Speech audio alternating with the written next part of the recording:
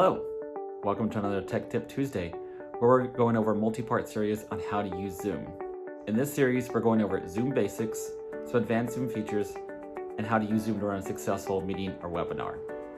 Welcome back. In this video, we're going to be going through some more advanced Zoom settings. To get started, we're going to go ahead and click on this gear icon right here in the Zoom window, and it's going to pull up a couple Zoom settings menu for us.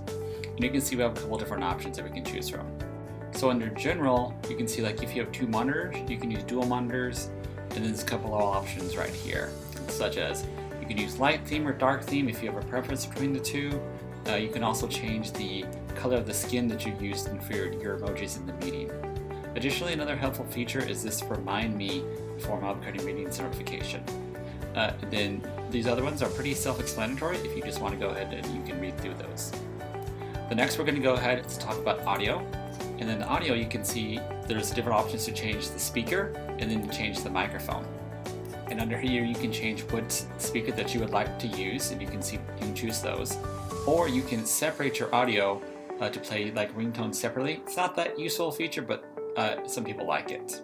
And then again, you can see there's a test speaker button and then a test mic button. You can see that my mic is working as I am currently using the speaker and the microphone in it, and you can see that I have a couple of options as well there. Additionally, if you have some background noise happening, you can go ahead and use this feature right here. It's set to auto by default, but if you want to change the level that it's at, you can go ahead and change it right there manually. And then you can go ahead and then there's a couple of other options right here that you can click to do that as well. And then there's an advanced feature, and it's just more so for some echo cancellation as well. Next, we're going to go ahead and we're going to look at video. You can see on the video here that it's going to show you a sample of what your video looks like right now. And again, you can use, if you have multiple cameras, you can choose between your cameras right there. And you can choose if it has a different ratio to use that there. You can also have it by default enable HD quality.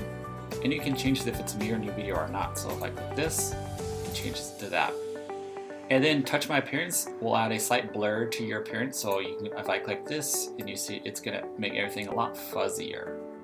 And then if you're for low lighting, you can go ahead and click this as well. And then down here, you're going to see that there's some options for always display participant names on videos. Again, a couple other just self-explanatory options that you can go ahead and read through on those.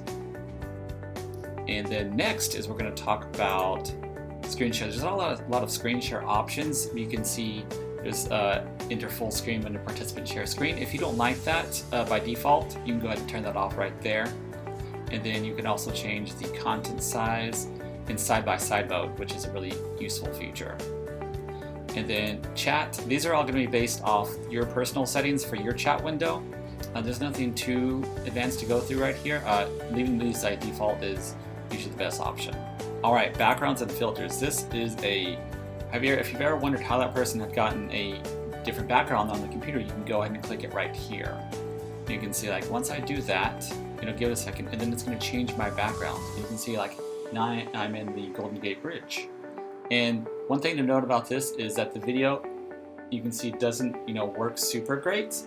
You need some additional lighting if you want to have some good video, or just move your hand slower. But to play around that if you want. Additionally, you can do video filters. So if I was to click on something like this, it's going to put just little fun glasses over my face, and you can go ahead and there's a lot of different options that you can explore right here. To download these video filters don't come automatically. You'll need to go ahead and click on the Studio Effects Beta, and then Zoom will ask if you want to download those. So I'm going to go ahead and turn that off. And then again, if you have a green screen, you can click this, and that's a little bit more of an advanced feature.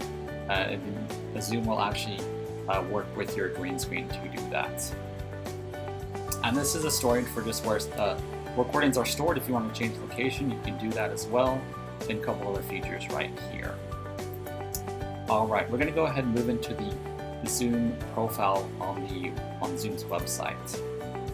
When you sign into your Zoom account right here, it's going to immediately show you where your meetings are right here. And this is going to show you a calendar of any upcoming meetings that you have going on. You can see right now I don't have anything, so we're going to go ahead and click on the profile right here. Profile is going to show you some basic features about your account. First and foremost is if you want to change what photo is on your Zoom account when you have your video off. You can do that right here by clicking change, and you can delete it if you don't like that. This is going to show you your personal meeting ID and your personal invite link. It's going to show you the sign-in email address and a couple other basic features. Next, we're going to go through, look at settings, and then in settings you can see here is the place where you can enable or disable the waiting room. I have mine disabled currently right now. And then there's several different options you can go through. We're not going to go through all of these, but Zoom has done a great job of explaining what each one of them does. And you can go ahead and just play around with and see which one of these that you like the most. That's going to do it for this video right now. We'll see you in the next one. Thanks for watching this video. If you found this helpful, you can check out my other videos for other great tips and tricks on how to use Zoom.